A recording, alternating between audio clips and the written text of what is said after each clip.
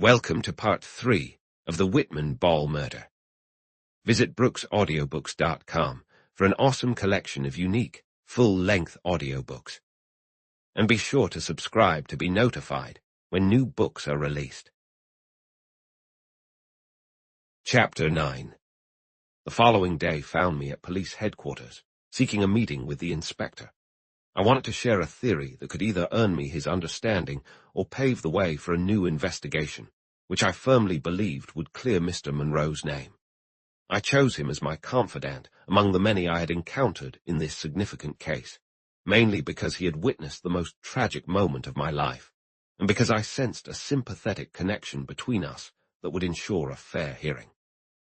No matter how foolish my idea might seem to him, I was confident he would regard me with respect, and not blame whatever folly I may have for the sake of the man whose reputation I was risking. And I was right. Inspector Dalzell's demeanor was fatherly, and his tone kind as he responded to my apologies for troubling him with my thoughts, expressing gratitude for any insights, even from a biased little advocate like myself. His words fueled my determination, and I spoke up. You believe Mr. Monroe is guilty, and many others share that view, despite his long record of honesty and integrity. But why?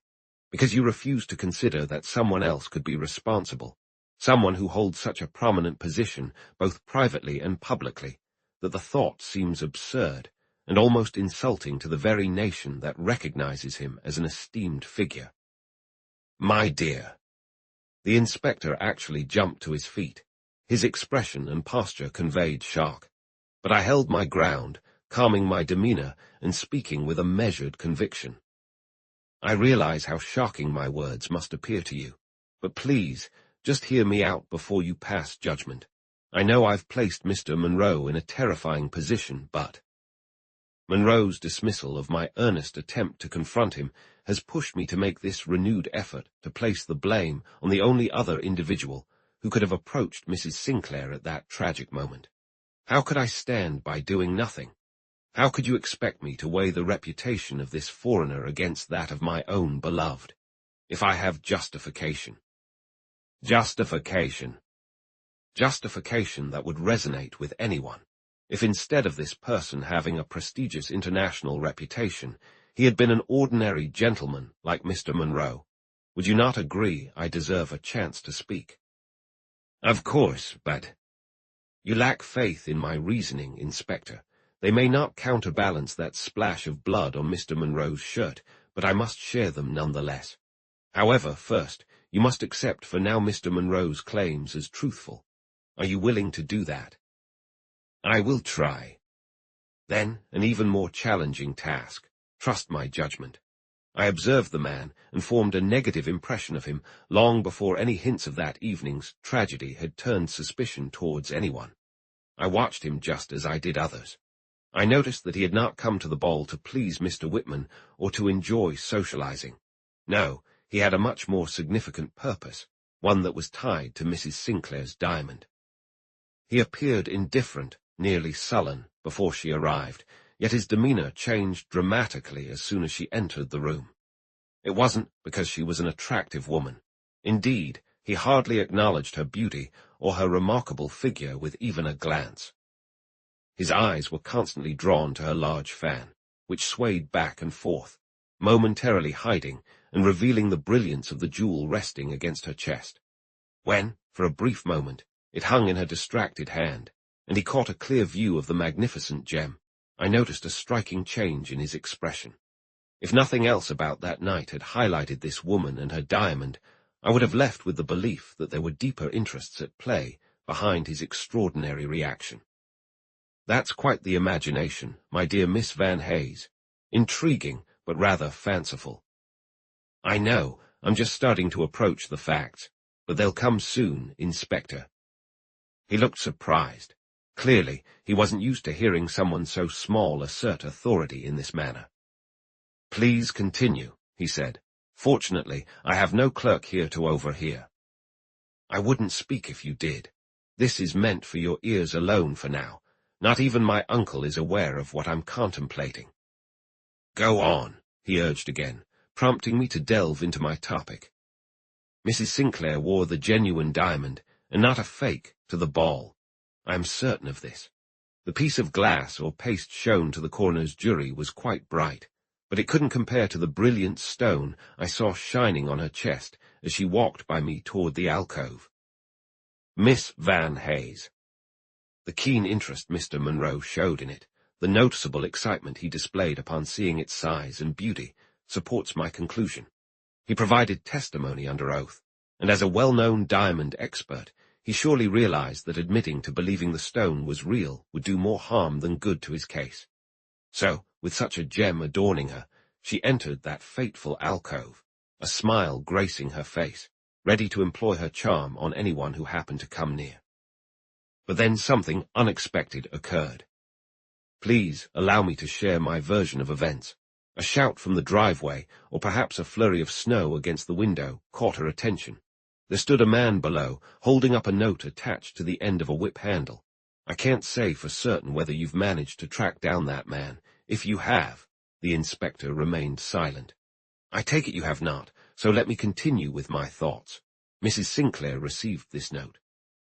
She may have anticipated its arrival, which is why she chose to sit in the alcove, or perhaps it came as a surprise. We might never uncover the full story. However, what we do know, if you're still adhering to our agreement and considering this crime through Mr. Monroe's perspective, is that it changed her and made her eager to part with the diamond. It was agreed that the hurried scrawl could read, "Take warning.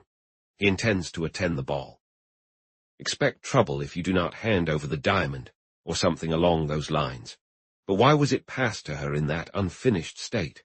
Was it too urgent? I doubt it. I have another theory that points directly to the possibility that the person mentioned in this incomplete message was not Mr. Monroe, but someone else I need not name. The reason you haven't found the messenger, despite having received clear information about him, might be that you haven't considered the staff of a certain prominent visitor in town. "Oh," I exclaimed, unable to contain myself as I noticed the inspector opening his mouth, clearly poised to make a sarcastic remark. "I can guess what you want to say. Why would a servant deliver a warning about their own master? If you bear with me, you'll see my reasoning. But first, I want to clarify that Mrs. Sinclair, having just received this warning right before Mr. Monroe stepped into the alcove, what a reckless, scheming woman she was. She aimed to rid herself of the very thing that threatened her, using the only means she thought would work. Trusting in her charm, and perhaps misreading Mr. Monroe's interest in her, she slipped the diamond hidden in her rolled-up gloves into his hands, unaware of the weight of the crime she was linking him to. And that crime, as I truly believe, was committed by the man I'd seen leaning against the wall at the foot of the alcove, just moments before I entered the supper room. I paused, catching my breath, struggling to meet the inspector's stern, forbidding gaze, which seemed to warn me against what he viewed as the nonsensical ramblings of a child. But I was there to speak, and I hurried on before he could voice his reprimand. I have some reason to make such a bold claim. Perhaps I'm the only one who can provide insight into a detail you've shown interest in. Inspector, have you figured out the mystery of the 2 broken coffee cups found among the debris at Mrs. Sinclair's feet? That didn't come up during the inquest, as I observed. "Not yet," he replied sharply, "but you can't tell me anything about them." Maybe not, but I can share this.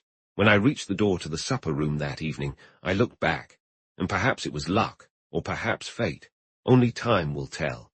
And I saw Mr. Harper lifting 2 cups from a tray that a waiter had left on a table just outside the reception room door. I didn't see where he took them. I only saw him facing the alcove. And since there was no other lady there or anywhere close, I've dared to think. The inspector interrupted, finding his voice at last. "You saw Mr. Harper lift 2 cups and turn toward the alcove at a moment we know to be critical. You should have shared this with me earlier. He might be a potential witness." I hardly paid attention. My mind was consumed with my own argument. There were others in the hall, especially near my end. A whole crowd was coming from the billiard room, where the dancing had taken place, and it's entirely possible he could have both entered and exited that quiet spot without anyone noticing. He had shown far too early and far too clearly his disinterest in the general company for anyone to have kept an eye on him the way they did when he first arrived. But that's mere speculation. What I have to say next is evidence. The stiletto. Have you examined it, sir? I have, from the illustrations. It's quite unique, and there is a particular design on the handle that caught my eye. Look, this is what I mean. I handed him a drawing I had carefully prepared in anticipation of this very conversation. He looked at it with a mix of surprise and curiosity. I see, I continued, my voice trembling, as I was deeply moved by my own boldness. No one has yet managed to trace this weapon back to its owner. Why didn't your experts look into heraldry and the insignias of noble houses? They would have discovered that this one is recognized in England. I can tell you whose coat of arms it frequently appears on, and so could Mr. Harper. Chapter 10. He was not the only one trembling now. This man, seasoned by experiences and familiar with crime, had paled as I had done in the face of impending disaster. I need to look into this, he muttered, crumpling the paper in his hand. But you are drawing me into a very serious matter. I hope you are not misguiding me without realizing it. I am certain of my facts, if that's what you're implying, I replied. The stiletto is an English heirloom, marked with, among other symbols, the crest of Mr. Harper's family on his mother's side. But that's not all I need to convey. If the blow was struck to seize the diamond, the shock of not finding it on his victim must have been overwhelming. You see, Mr. Harper's heart, if my entire theory isn't completely misguided, was set on acquiring this stone. You weren't watching him as closely as I was when you emerged from the hall with the recovered jewel. He exhibited astonishment, eagerness, and a determined urgency that led him to request holding the diamond. Why did he wish to take it in his hand? And why, after taking it, did he drop it, a diamond believed to be worth a common man's fortune? Was he startled by a cry he believed to be the traditional announcement of death from his family? Does that seem plausible to you? Can anyone honestly believe that such a sound as we heard could resonate through a gathering like ours, unless it emanated with ventriloquial skill from his own lips? You noticed he turned away. His face was hidden from us. Despite our discretion and restraint and careful observations of such an unusual occurrence, there will surely be many who question the legitimacy of such superstitious fears, and some will wonder if that sound could exist without human involvement, and a very guilty involvement at that. Inspector, you may see me as just a child, but I feel the weight of this situation more than you can imagine. I wouldn't be honest to the man I inadvertently helped to put in his current unfortunate circumstances if I didn't tell you that, in my opinion, this outcry was fabricated by the gentleman himself as a cover for abandoning the stone. And why would he want to abandon the stone? Because of the deceit he intended. Because it gave him the chance to replace the real gem with a fake. Didn't you notice a change in the jewel right after that moment? Did it shine as brightly when you had it back in your hand as it did when you first passed it to him? Absolute nonsense. I can't say. It's all too ridiculous to discuss. Yet he paused to ponder, stating in the next breath, You seem to forget it has a setting. Are you suggesting that this man of wealth, status, and political standing carefully planned this monstrous crime in such a way that he had prepared a precise duplicate of a brooch he likely never even saw? You're making him out to be a cunning mastermind, or something even worse. Miss Van Hayes, I worry your theory is bound to collapse under its own absurdity. He remained remarkably patient with me. He didn't show me the door. But that substitution happened, and it occurred that evening, I pressed. The piece of paste presented to us at the inquest was never the gem Mrs. Sinclair wore when she entered the alcove. Besides, in a situation filled with so much sensation, why nitpick over one more improbability? Mr. Harper might have come to America solely for that reason. He's recognized as a collector, and when a man has a passion for acquiring diamonds, he's regarded as a collector. In his home country. I wasn't informed of that. Nor was I. But I found it out. How, my dear child, how? With a cablegram or two. You cabled his name to England. No, Inspector. My uncle has a code, and I used it to ask a friend in London for a list of the most prominent diamond collectors in the country.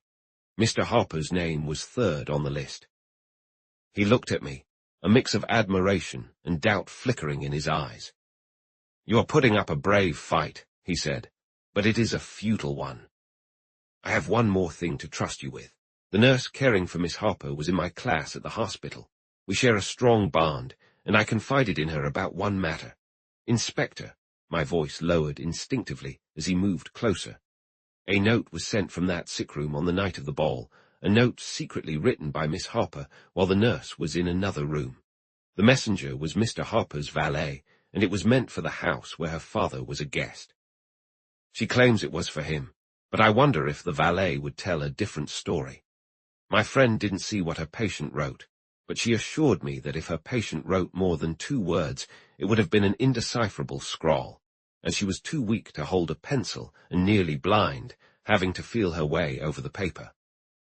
The inspector jumped to his feet, hurrying to his desk, where he soon returned with the scrap of paper that had already surfaced during the inquest as the mysterious note taken from Mrs. Sinclair by the coroner. Flattening the note, he examined it again, then looked up, clearly uncomfortable. It's always seemed to us that it was written in a hurry with an unsteady hand. But I remained silent. The incomplete and messy scrawl spoke volumes. Did your friend say that Miss Harper wrote it with a pencil on a small piece of unlined paper? Yes, the pencil was found by her bedside. The paper was torn from a book lying there. She didn't put the note in an envelope, but handed it to the valet just as it was. He's an older gentleman who came to her room for some final instructions. The nurse witnessed all this. Does she still have that book? No, it was taken away the next morning along with other scraps. I believe it was some sort of pamphlet. The inspector examined the small piece of paper carefully, turning it over in his hand. What is the nurse's name? Henrietta Pearson. Does she share your doubts about this? I can't say for sure. You've spoken with her frequently? No, only that one time. Is she reliable? Absolutely. She won't say a word about this unless you compel her to. And Miss Harper? She's still quite ill, too weak to handle questions, particularly about such a sensitive matter. But she's improving quickly. Her father's fears, as we overheard on one memorable occasion, were unfounded, sir. Slowly, the inspector tucked the scrap of paper into his pocketbook. He didn't look at me again, even though I stood there, trembling. Was he convinced by any of this, or was he simply looking for a polite way to dismiss me and my troubling theory? I couldn't read his expression, and I felt weak and heartbroken when he suddenly turned to me and said, "A girl as sick as you say Miss Harper must have had something very important weighing on her mind, to try writing and sending a message under such difficult circumstances. By your reasoning, she had some inkling of her father's plans, and wanted to warn Mrs. Sinclair about them. But can't you see how utterly ridiculous, even unprecedented, this behavior would be for people of their standing? You must come up with a different explanation for Miss Harper's seemingly puzzling actions, and I surely cannot be seen as a criminal in the company of one of England's most respected statesmen." "Well, if Mr. Monroe receives the same consideration, then I'm satisfied," I replied. "It is only the truth I seek. I am willing to place my cause in your capable hands." He looked less than appreciative of this trust. In fact, reflecting on that moment now, I understand why he recoiled from the weight of the responsibility I had placed on him. "What do you want me to do?" he asked. "Prove something. Show me if I am entirely mistaken or entirely correct. Or if proof isn't attainable, please grant me the opportunity to see what I can do to resolve this matter myself." "You!" His tone carried a mix of worry, disapproval, and even a hint of threat.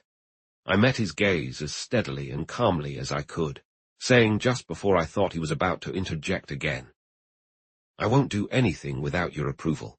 I understand the risks of this inquiry and the disgrace that could follow if anyone suspected our efforts before we gathered enough evidence to support them.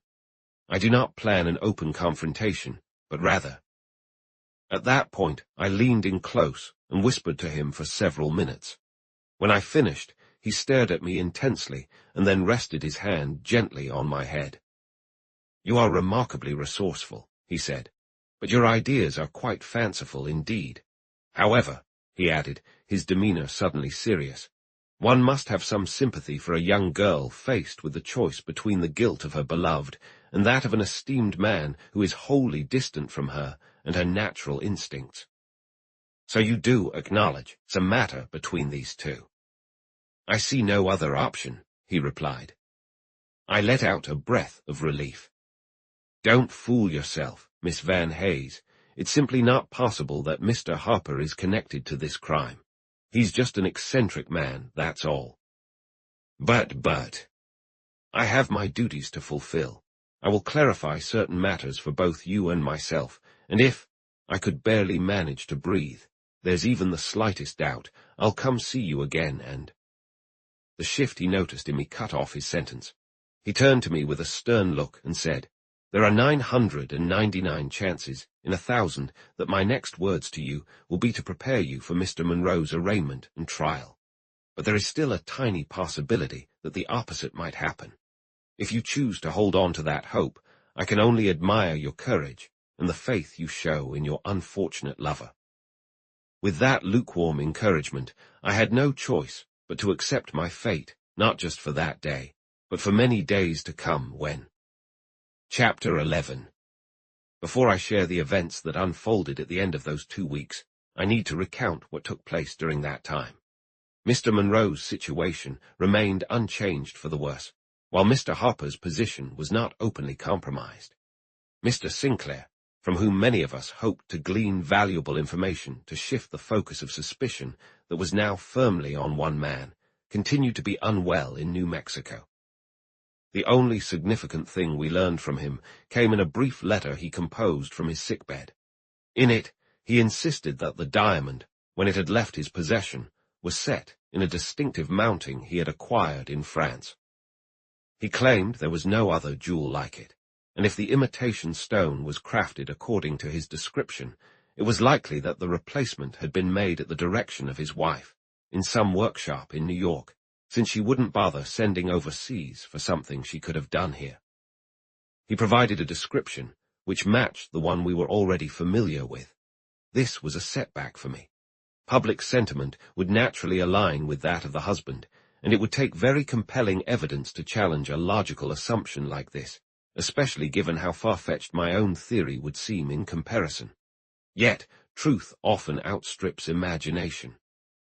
Trusting in the inspector's integrity, I managed to hold back my impatience for nearly a week, but my growing anxiety about potential action against Mr. Monroe was abruptly interrupted by a message from the inspector, who soon arrived at my uncle's house. We had a small, cozy room on our parlor floor that was quite private, and it was there that I met him. I seldom faced a meeting with such dread, but I was also greeted with remarkable kindness and understanding. He was so kind that I worried he had only disappointing news to share, but his first words reassured me. He said, "I've come to discuss something important. We found enough truth in the ideas you presented during our last meeting to take the approach you suggested for unraveling this mystery. I must admit, this is the riskiest and most unpleasant task I've faced in my years of service. I say this to someone as sensible and modest as you. This English gentleman holds a reputation that places him above any vague suspicion. If it weren't for the favorable impression Mr. Monroe made on us in our lengthy conversation with him last night, I'd rather resign than pursue this matter against him. If we succeed, it would create an unprecedented horror on both sides of the Atlantic.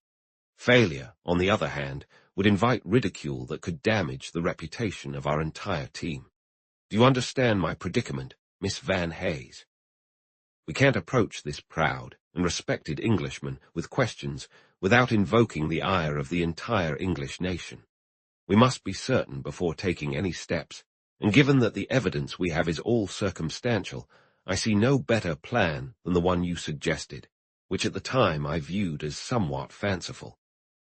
Taking a deep breath, I looked at him nervously.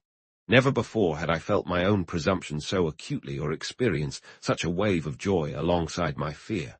They believed in Anson's innocence, and they believed in me. Though I felt small and insignificant, it was my efforts that had led to this significant outcome. As this realization washed over me, my heart swelled and my throat tightened. In my despair of being able to speak, I extended my hands. He accepted them graciously and appeared quite pleased. "What a small, trembling, tearful warrior you are," he exclaimed. "Do you have the bravery to carry out the task ahead of you? If not—" "Oh, but I do," I replied. "It's your kindness and the shock of it all that leaves me a bit shaky. I can manage what we've planned if you think my true identity and my interest in Mr. Monroe can be kept hidden from those I'll be around. It can be done if you follow our guidance closely. You mentioned that you know the doctor and that he is prepared to endorse you if Miss Pearson steps down." "Yes, he's eager to give me a chance. He and my father were college friends." "How will you explain your desire to take on your duties under a different name?" "It's quite simple. I've already told him that the publicity surrounding my name from the recent events has made me uncomfortable, that my first nursing case will require all my composure, and that if he doesn't think it inappropriate, I would prefer to do it under my mother's name. He didn't object, and I believe I can convince him I would perform much better as Miss Ayres than as the well-known Miss Van Hayes." "You have a real way with words. But what if you run into someone at the hotel who recognizes you?" "I will do my best to steer clear of anyone I know, and if my identity becomes known, the effect it has on someone we find difficult to mention will give us a clue. If he has no guilty involvement in the crime, my role as a witness shouldn't trouble him. Besides, I only need 2 days of being accepted as Miss Harper's nurse without suspicion. I assure you, I will seize the opportunity to conduct the test I mentioned. But you will have to place a great deal of trust in me. I understand the significance of what I'm about to do, and I will approach it as if my honor, as well as yours, were on the line. I trust you will." For the first time, I felt grateful for being small and plain instead of tall and striking like many of my friends. He continued, "If you had been a stunning beauty, relying on your looks to sway others, we would never have entertained your proposal or risked our reputation by putting it in your hands. It is your intelligence, sincerity, and quiet resolve that have made an impression on us. I speak frankly because I respect you. Now, let's get down to business." We went over the details, and once I felt we had a solid understanding, I gathered my courage to ask, "Would it be too much to ask for some clarity regarding what you found out about Mr. Harper that supports my theory? It would help me work more effectively." "No, Miss Van Hayes, you wouldn't work more effectively, and deep down you know that. But you possess the natural curiosity of someone whose heart is deeply invested in this matter. I could refuse your request, but I won't. I want you to proceed with calm confidence, which you wouldn't have if you were preoccupied with doubts and questions. One of your hypotheses is indeed correct. That night, a man was sent to the Whitman house with a note from Miss Harper. We know this because he bragged about it to one of the bellboys before he left, saying he was going to witness one of the most glamorous parties of the season. It's also true that this man was Mr. Harper's valet, an old servant who came over with him from England.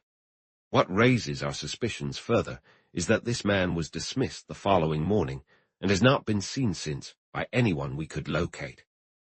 This situation looks grim from the start, almost like someone is trying to cover up important evidence. Ever since that night, Mr. Harper hasn't been himself. He carries a heavy burden, and it's not entirely because of his daughter, who is recovering well and should be up and about in a few days. However, all of this would hardly matter if we hadn't received alarming news from England hinting that Mr. Harper's visit here is shrouded in intrigue. He had every reason to stay in his own country, especially with a political crisis looming, yet he chose to cross the ocean with his ailing daughter in tow. The explanation, offered by someone who knows him well, was that his longing to see or acquire a valuable item for his collection must have compelled him to make the trip at this time. Nothing else could compete with his passion for collecting over political matters. Yet this would still be inconsequential if not for the fact that a stiletto, identical to the one used in this crime, once belonged to a cousin of his whom he frequented. That stiletto has been missing for some time, allegedly stolen by an unknown thief. All of this paints a troubling picture, but let me add that a week before the tragic ball at Mr. Whitman's, Mr. Harper visited several jewelers on Broadway. He claimed he was looking to buy a diamond for his daughter, but consistently steered the conversation toward famed gems, always circling back to questions about the Sinclair gem. This shows his vested interest in that stone, and now we must determine if that interest is tainted with guilt. I find it hard to believe he could be capable of such treachery, but you have our permission to investigate further. Just be cautious with his superstitions. If he is the hardened criminal you suspect, the cry that startled us all at a crucial moment may very well have come from him, intended to serve the purpose you proposed. He would not exhibit the usual nervousness one might expect from a man caught in an act of wrongdoing. Instead, confident in his reputation and the weight of his esteemed name, he would confront any challenges with unwavering composure if he sensed any threat. I see now, I get it. He must feel utterly isolated. Only then can his true nature emerge. Thank you, Inspector. That insight is invaluable to me, and I will act upon it. I won't rush into it right away, perhaps not on the first day, and maybe not even the second, but as soon as I have the chance to execute my plan with a reasonable hope of success. Now, please advise me on how to outsmart my uncle and aunt, who must remain oblivious to the undertaking I've committed to. Inspector Dalzell kindly granted me another 15 minutes, and we worked out the final details. When he stood to leave, he paused and looked back at me. "Tomorrow," I replied, my heart full yet my voice steady and clear. "Tomorrow." Chapter 12. This is your patient, your new nurse, my dear. What was your name again? Miss Ayers. Yes, Mr. Harper, Alice Ayers. Oh, what a lovely name. This warm greeting from the patient herself sent a rush of warmth through me, a blush creeping into my cheeks that I would have preferred to hide. Since a change of nurses was needed, I'm glad they sent someone like you, the soft, melodic voice continued, and I noticed a fragile yet eager hand reaching out. Overwhelmed with emotion, I stepped forward to grasp it. I hadn't anticipated such a welcoming reception. I certainly didn't expect any connection to form between this passionate English girl and myself that might complicate my intentions. But as I stood there, gazing down at her bright, albeit fragile face, I realized it would be easy to care for someone so kind and warm-hearted. I hesitated to lift my eyes to the gentleman beside me, fearing that I might see something in him that would hinder my purpose and turn this endeavor, which I had approached with such loyalty, into a source of distress for myself, and ineffective for the man I hoped to save. When I finally looked up and met the sharp blue gaze of Mr. Harper, fixed intently on me, I found myself at a loss for thoughts or actions. He was tall and solidly built, exuding an unmistakable air of intellect. I felt a strong sense of respect toward him, and in that moment I forgot why I was there and what my suspicions were.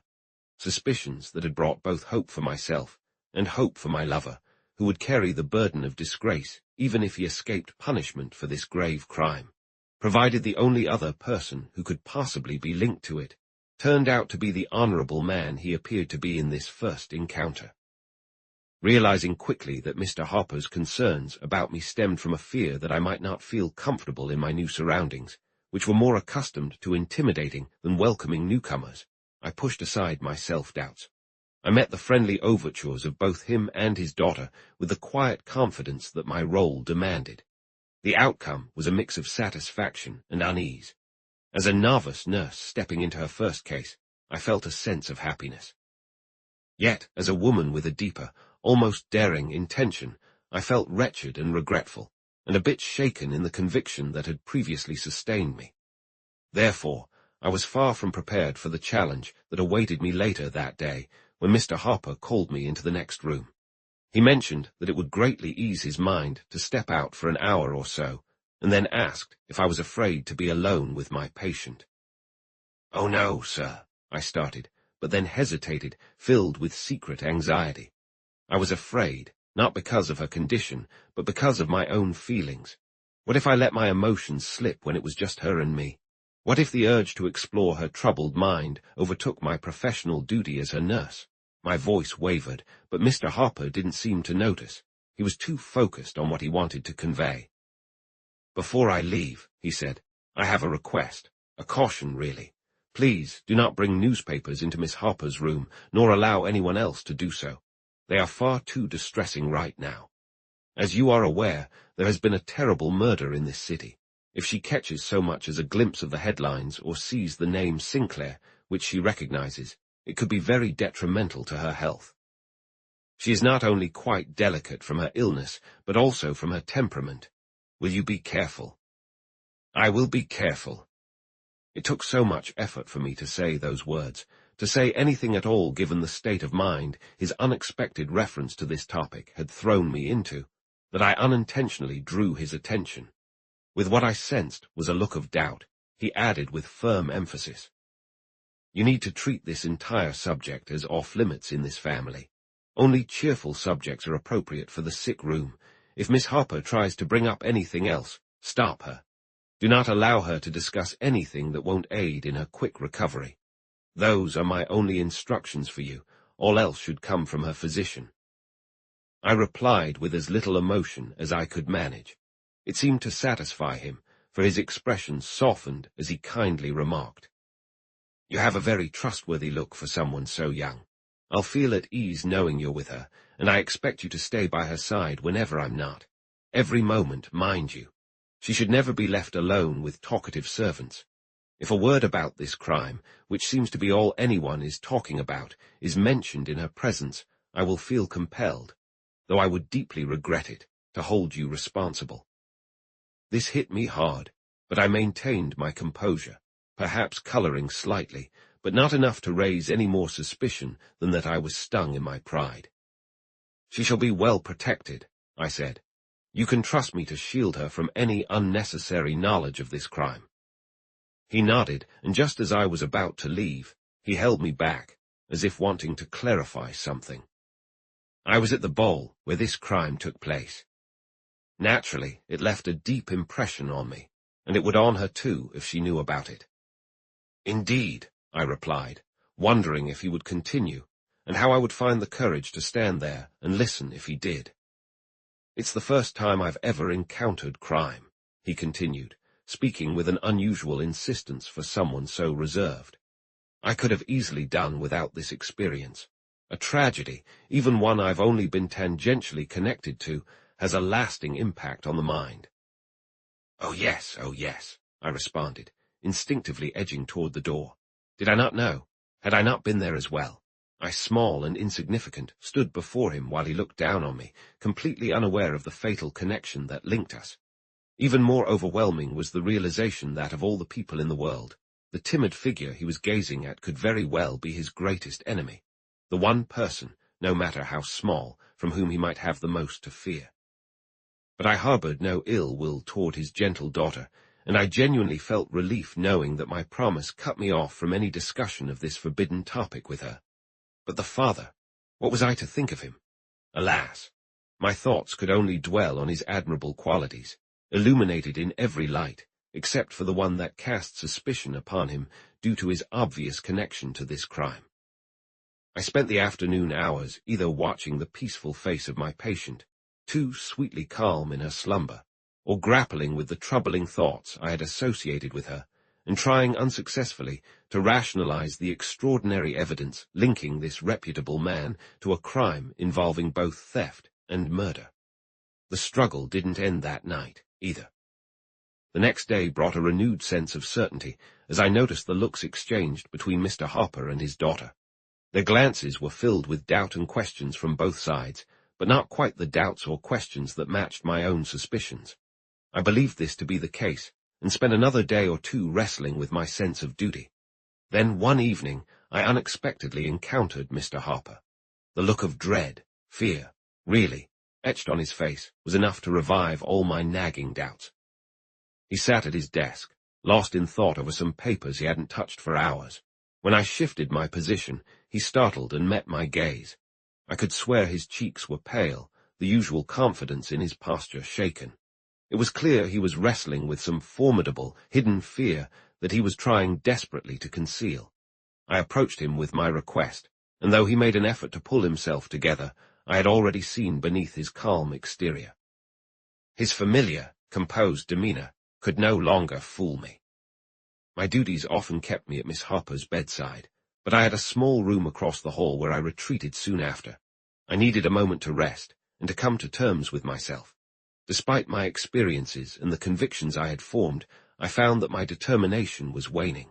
The undeniable charm and the refined nobility of both Mr. Harper and his daughter were beginning to affect me. I felt guilt and constraint. No matter how firm my beliefs, the drive to take action was fading. How could I rekindle it? By thinking of Anson Monroe and his current disgrace. Anson Monroe. The name reverberated in my mind as I crossed the threshold of my room, and a surge of emotions welled up within me. Anson Monroe, whom I believed to be innocent, whom I loved, but whom I was betraying with every moment of hesitation I allowed myself. What if the Honorable Mr. Harper is a distinguished statesman, dignified, scholarly, and seemingly high-minded? What if my patient is sweet, with gentle, expressive eyes and a caring nature? Didn't Anson possess qualities just as remarkable, rights just as certain, and a connection with me stronger than any claims someone else might make? I pulled a crumpled little note from my pocket and eagerly read it. It was the only one I had of his handwriting, the sole letter he'd ever written to me. I had read it 100 times before, but as I repeated its familiar lines, I felt my resolve strengthen, reaffirming the determination that had led me to this family. After putting the letter back, I opened my gripsack, and from its depths took out an item that immediately brought a sense of unease. I glanced nervously at the door, then at the window, even though I had locked the door and drawn the curtain. It felt as if some unseen eyes were watching what I held so carefully. The sensation was eerily similar to guilt, at least what I thought guilt felt like, and I had to remind myself that I wasn't out to ruin a good man or to shield a bad man from justice. I was after the truth, the unvarnished truth. No shame could compare to what I would feel if, out of misplaced delicacy, I failed to protect the man who had placed his trust in me. The item I held, have you guessed it, was the stiletto that had been used to kill Mrs. Sinclair. It had been entrusted to me by the police for a specific purpose. The moment for putting my plan into action had arrived, or was at least very close, and I knew I needed to think through the ways to proceed. Carefully peeling back the layers of tissue paper that wrapped the stiletto, I examined the weapon closely. Until now, I had only seen images of it. Now, I held it in my hand. It wasn't something a young woman, particularly one inclined toward healing rather than harm, would typically grasp, but I pushed aside thoughts of why the blade was stained with rust and focused instead on the intricate designs adorning the handle. I had not been wrong in identifying them. They belonged to the Harper family, and no one else. This was a rightful investigation I had embarked upon. Regardless of how it turned out, I had these historic symbols to justify my actions. My plan was to place the dagger on Mr. Harper's desk at a time when he was sure to notice it, ensuring that I could observe his reaction. If he revealed any signs of guilty awareness of this deadly weapon, if he showed surprise or fear, unaware of my presence, then we would know how to move forward. Justice would be unfettered, and the police would have the grounds to approach him. It was a sensitive task. I realized just how delicate it was as I tucked the stiletto away beneath my nurse's apron and prepared to cross the hall. Would the library be empty? Would I get the chance to approach his desk? Or would I have to carry this damning reminder of a notorious crime into Miss Harper's room, feeling the weight of it pressing against me as I sat on that innocent bed, looking into those trusting eyes, and responding to the gentle questions that occasionally fell from the sweetest lips I had ever seen smile at a solitary, distracted stranger. The layout of the house required me to pass through the sitting room to reach my patient's bedroom. I stepped carefully, trying not to move in a way that seemed sneaky, and pushed the door open. The room was empty. Mr. Harper was still with his daughter, allowing me to cross the floor without concern. Yet I had never faced a task that required more courage or felt more contrary to my nature. I despised every step I took, but I cared deeply for the man who inspired those steps, and I continued on with determination. However, as I reached the chair where Mr. Hopper usually sat, I realized it was easier to plan an action than to execute it. Home life and the values of family had always resonated with me more than a man's achievements. The prominent role he played in his country, his contributions, and his reputation as a statesman and scholar were mere abstractions to me, while his feelings as a father and the special place he occupied in his daughter's heart felt very real. It was these connections, not his societal status, that the chair whispered to me about. I had often seen him sitting for hours, his gaze fixed on the door behind which his beloved daughter lay unwell. Even now, I could easily picture his expression as I caught fleeting glimpses of it through a crack in the door when it unexpectedly swung open. My chest tightened, and my hand trembled as I pulled out the stiletto, preparing to leave it where he would see it when he finally left his daughter's side. But my hand quickly retreated to my chest, now empty again. A stack of letters lay atop the open desk, and the top one was addressed to me, marked with the word "important" in the corner. I didn't recognize the handwriting, but I felt compelled to read this letter before plunging myself or those who supported me into this risky endeavor. I glanced back and noticed that Miss Hopper's door was slightly open. Grabbing the letter, I hurried back to my room. As I expected, it was from the inspector, and as I read it, I realized I had gotten it just in time. The language was deliberately vague, but it was clear enough. It informed me that some unexpected facts had emerged, changing everything we previously suspected and making the little surprise I had arranged unnecessary. There was no mention of Mr. Monroe, but the last line read, "Set aside all worries and focus entirely on your patient."